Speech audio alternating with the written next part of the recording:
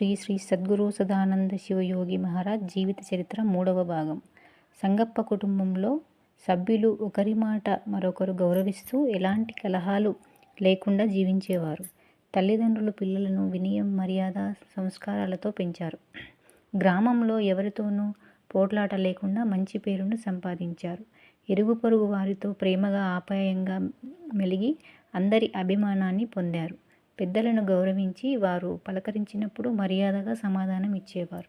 చదువు లేకపోయినా సంస్కారవంతమైన కుటుంబంగా గ్రామస్తుల ప్రశంసలు పొందారు.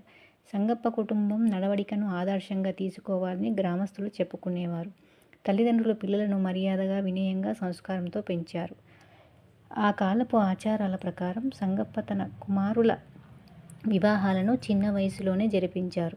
హనుమంతప్పకు 13 ఏళ్ల వయసులో అస్టూరు గ్రామానికి చెందిన గాలెమ్మతో వివాహం జరిగింది. వివాహం తరువాత హనుమంతప్ప మేకలు మేపడం మానేసి వ్యవసాయం పనుల్లో, సాగునీటి పనుల్లో నిమగ్నమై కుటుంబ అభివృద్ధికి కృషి చేశారు.